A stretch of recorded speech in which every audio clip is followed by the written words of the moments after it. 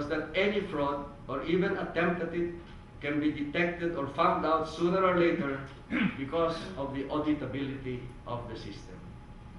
Let us validate that assurance. Number one, the compensating factors.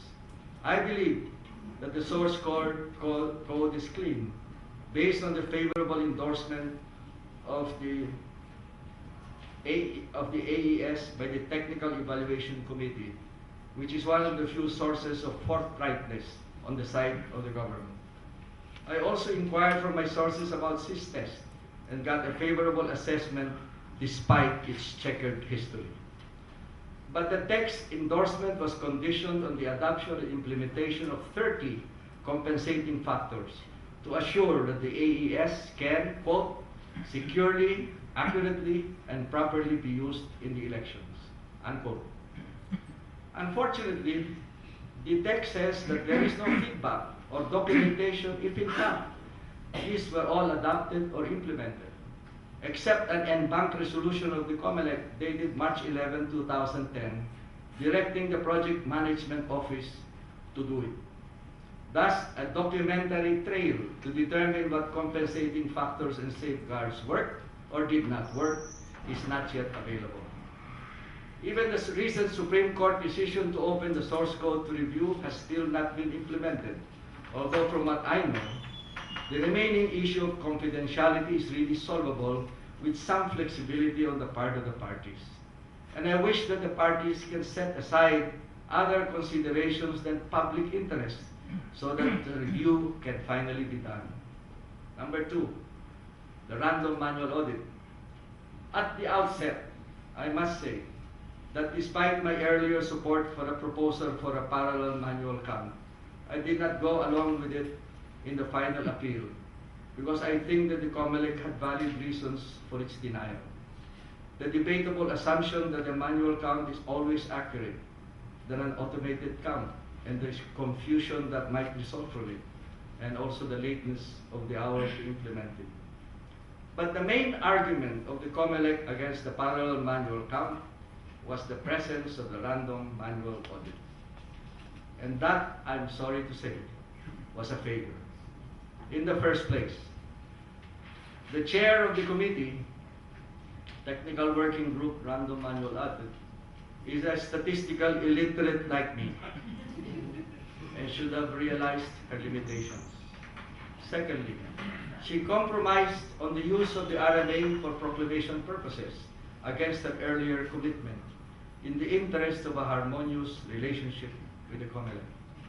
Maybe it's just as well that happened, given the poor quality of the RMA and its delayed completion. Thirdly, there was no real statistician on the project except NSO Administrator Carmelita Ericta, but she was invited to join the committee after the sampling design and audit procedures had been decided. The NSO vouches for the correctness of the edited results.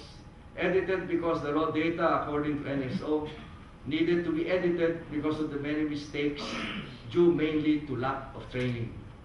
But it will not vouch for the adequacy of the sampling design, nor the reliability of how the audit was carried out in the field. Many were not done at the precinct, not on election day, nor observed by the parties for lack of notice, nor were all the precincts covered of an already small sample. The RMA, released only in July, showed that the 99.9995% accuracy rate was not met, but it is really useless for its intended purposes except to demonstrate how not to do it the next time around. Number 4, the logs and data stored in the PICOS CF cards and in the central server are supposed to provide a complete documentation of what happened in the elections. These are not yet available to date, which may account for the denial of SEMPEC's request for information. Moreover, as of the last week, 11,021 CF cards were not yet in the custody of COMELEC Central out of 76,347. The COMELEC did not start to run the logs until last week with the help of the DOST, because I was told there may be a need to first resolve certain contractual provisions about a one-time use of Smartmatic servers and software. I don't know if that's correct or not. Maybe COMELEC can confirm them. In any state, in any case, the data in the central server is incomplete because out of 76,347 precincts, only 68,670 ERs were transmitted to the central server. 450 ERs are quote-unquote unaccounted for, 998 until last week. And there are 251 failures of election which have no ERs. The rest were transmitted to the Municipal Board of Transfers.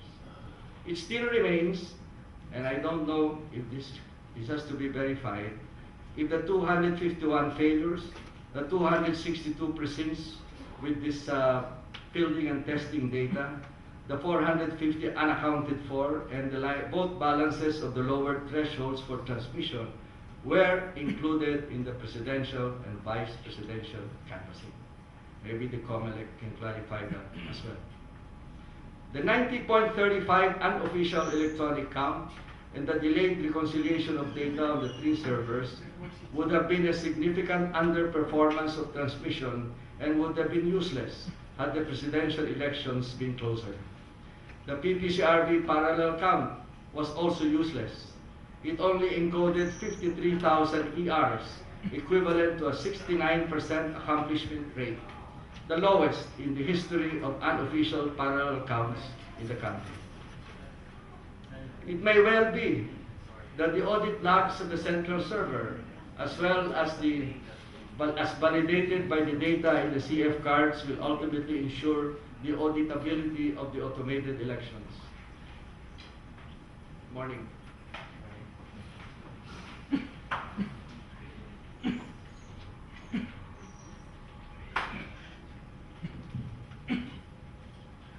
It may well be that the audit logs of the central server, as validated by the data in the CF cards, will ultimately ensure the auditability of the automated count.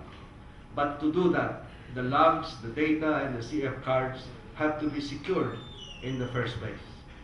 Number 4, recount in election protests. The election is not complete until the rightful winner is proclaimed. Thus, protests represent an opportunity to test the auditability of the results. But to date, the rules on the recount have still to be agreed upon. I suppose that's correct. I agree with the latest proposed guidelines of the COMELEC that the recount should be done on the same basis as the elections, which would include rerunning the ballots through the PICOS machine and the use of the ballot image as primary evidence. A reversion to the old manual quote-unquote revision as proposed by election lawyers would mean that the criteria for deciding process would be different than the criteria to determine the other winners in the elections, and that is wrong.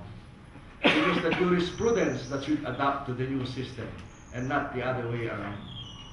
In fact, automation is supposed to be so convincingly accurate that the COMELEC thought it would result in a 99% reduction in protests.